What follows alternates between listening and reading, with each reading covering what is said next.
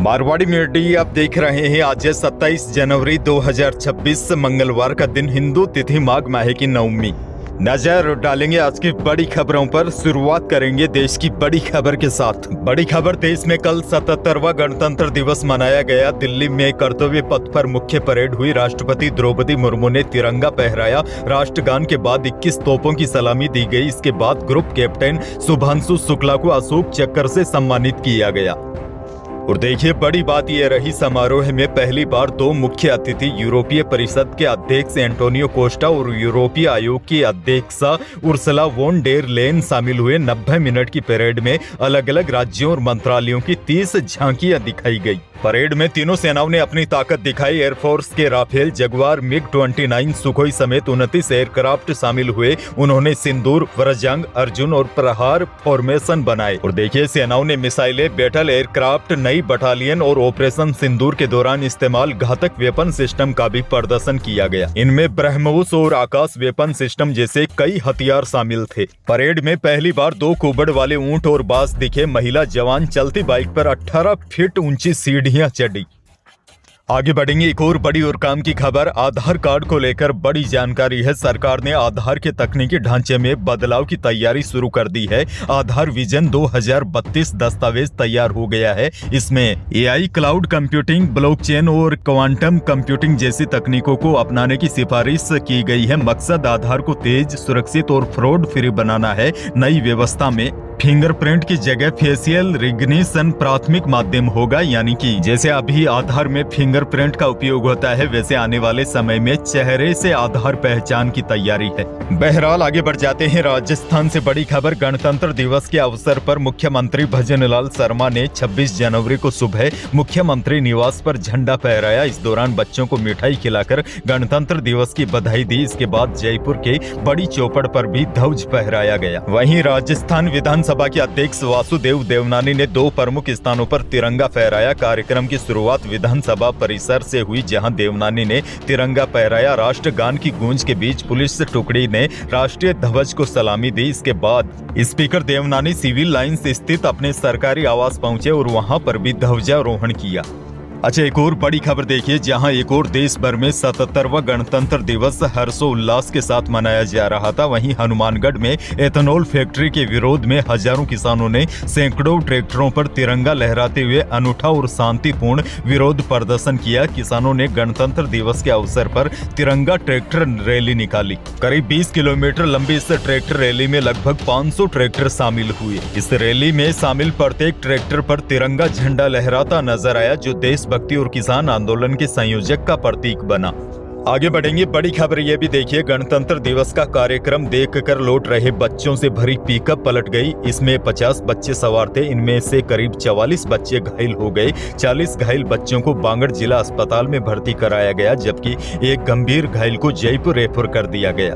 हादसे के बाद मौके पर अफरा तफरी का माहौल हो गया। इसके बाद बच्चों के रेस्क्यू के लिए मौके पर भीड़ जुट गई। परिजनों का आरोप है कि प्रिंसिपल की लापरवाही की वजह से हादसा हुआ। पिकअप सरकारी स्कूल का टीचर संतोष चला रहा था। मामला डीडवाना के खरवलिया के पास का सोमवार दोपहर 12:30 बजे का है। झालावाड़ से भी बड़ी खबर। गणतंत्र दिवस समारोह में शामिल होने गई 12वीं क्लास की छात्रा की कार्डियक अरेस्ट से मौत हो गई। छात्रा कार्यक्रम के दौरान पानी पीने गई थी। वह अचानक गिर गई और बेहोश हो गई। पंचायत सहायक और लोग उसे पीड़वा के सरकारी अस्पताल ले गए, जहां डॉक्टरों ने मृत घोषित कर दिया। घटना पीड़वा में सरकारी स्कूल में हुई। छात्रा की उम्र महज 16 साल थी। अब देखिए, पहले हार्ट अटैक बड़े बुजुर्गों को आता था, लेकिन अब चिंताजनक बात यह है, बच्चे भी इसकी चपेट में आ गए हैं। जोधपुर से बड़ी खबर। 77वें गणतंत्र दिवस के जिला स्तरीय समारोह में जोधपुर के उम्मेद राजकीय स्टेडियम में कल कैबिनेट मंत्री जोगाराम पटेल ने सुबह 9 बजे ध्वजारोहण किया। समारोह में राज्यपाल का संदेश पढ़ा गया, जिसमें आने वाले दिनों में 1.5 लाख युवाओं को रोजगार मुहैया करवाने का वादा किया गया। वहीं मुख्य अतिथि जोगाराम पटेल ने अपने भाषण में सरकार की उपलब्धियां गिनाई। कार्यक्रम में पुलिस बैंड और राजमाता कृष्णा कुमारी गर्ल्स स्कूल के बैंड के साथ स्कूली छात्र छात्राओं ने एक से बढ़कर एक बेहतरीन प्रस्तुतियां देकर हर किसी को रोमांचित कर दिया।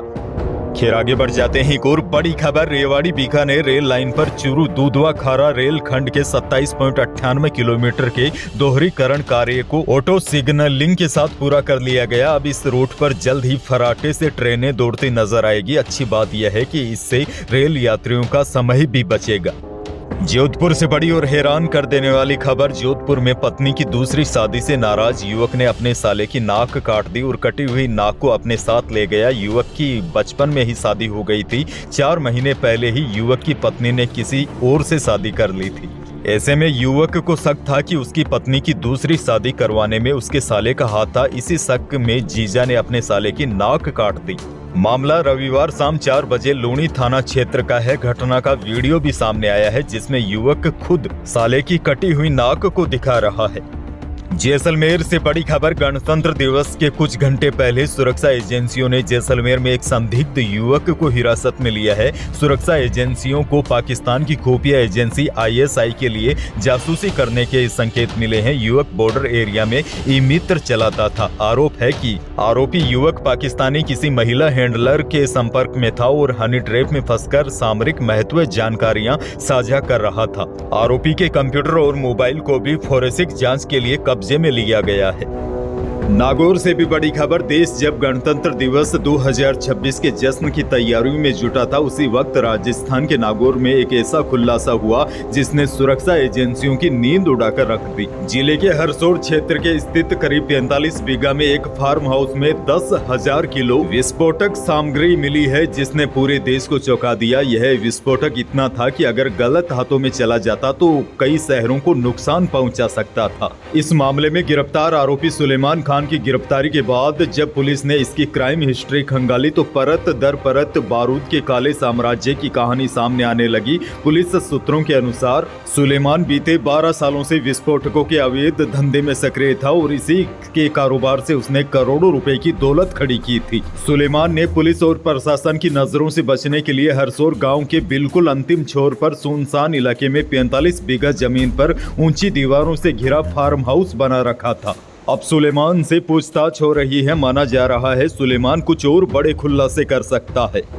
आगे बढ़ेंगे। एक और बड़ी खबर, भारतमाला एक्सप्रेस वे पर मिनी ट्रक ने बोलेरो कैंपर को टक्कर मारते हुए आगे चल रहे 6 श्रद्धालुओं को रौंद दिया। हादसे में पैदल चल रहे 3 श्रद्धालुओं की मौत हो गई जबकि 3 अन्य लोग गंभीर रूप से घायल हो गए। टक्कर के बाद ट्रक बोलेरो और यात्रियों को करीब 100 मीटर तक घसीटता हुआ ले गया। आगे बैरिकेड से टकरा कर रुका। हादसा बालोतरा के सिवाना थाना क्षेत्र के आसोतरा मोठली गाँव के पास रविवार देर रात करीब 9 बजे हुआ। हादसे के शिकार सभी लोग जालोर जिले के बागोड़ा क्षेत्र के रहने वाले हैं। आगे बढ़ेंगे। राजस्थान के मौसम को लेकर बहुत बड़ी खबर है क्योंकि प्रदेश के मौसम में एक बार फिर बड़ा बदलाव देखने को मिलेगा। कल भी यानी कि 26 जनवरी को भी प्रदेश के कई भागों में बादल वगैरह छाए रहे। अब बड़ी जानकारी यह है, आज 27 जनवरी को मौसम विभाग के अनुसार जैसलमेर, जोधपुर, बीकानेर, नागौर, चूरू, झुंझुनू, सीकर, जयपुर, अलवर, भरतपुर, धौलपुर सहित कई जिलों में कहीं कहीं पर मेघ गर्जन के साथ हल्की से मध्यम बारिश हो सकती है। इस दौरान आकाशीय बिजली गिरने और 20 से 30 किलोमीटर प्रति घंटे की रफ्तार से तेज हवा चलने की भी संभावना है। वैसे इस नए मौसमी तंत्र का असर आज सबसे अधिक दिखाई देगा। आज बीकानेर, जयपुर, भरतपुर, कोटा, अजमेर संभाग के कई हिस्सों में तेज मेघ गर्जन के साथ बिजली गिरने और कुछ स्थानों पर ओलावृष्टि की भी संभावना है। जबकि उसके बाद 28 से 30 जनवरी तक सुबह के समय प्रदेश के कई भागों में घना कोहरा छा सकता है। अंत में एक और बड़ी खबर आपको दे दूं, वैसे कल भी इसके बारे में मैंने आपको जानकारी दी थी। राजस्थान सरकार ने युवाओं को आत्मनिर्भर और स्वरोजगार की ओर बढ़ाने के लिए एक बड़ी पहल की है। मुख्यमंत्री भजनलाल शर्मा द्वारा शुरू की गई मुख्यमंत्री युवा स्वरोजगार योजना राज्य के शिक्षित और उद्यमी युवाओं के लिए एक सुनहरा अवसर बनकर सामने आई है। इस योजना के अंतर्गत सरकार पात्र युवाओं को अपना व्यवसाय शुरू करने के लिए ब्याज मुक्त 10 लाख रुपए तक का लोन दे रही है। अब बड़ी जानकारी यह है, इस योजना के लिए ऑनलाइन आवेदन प्रक्रिया भी शुरू हो चुकी है। लेकिन आपको बता दूं, यह लोन आपको शैक्षणिक योग्यता के आधार पर मिलेगा। जैसे मैन्युफैक्चरिंग सेक्टर से जुड़े युवाओं को 7.5 लाख रुपए तक का लोन मिलेगा। इसके अलावा ग्रेजुएट, ITI या इससे भी अधिक योग्यता वाले युवाओं को सेवा और व्यापार क्षेत्र के लिए 5 लाख रुपए और मैन्युफैक्चरिंग सेक्टर के लिए कुल 10 लाख रुपए तक का बिना ब्याज लोन मिलेगा। तो यही थी प्रदेश और देश की आज की बड़ी और महत्वपूर्ण खबरें। वीडियो को लाइक करना बिल्कुल न भूलिए और चैनल पर नए हैं तो सब्सक्राइब जरूर कीजिए ताकि आप अपडेट रहे बड़ी और काम की जानकारी से। धन्यवाद।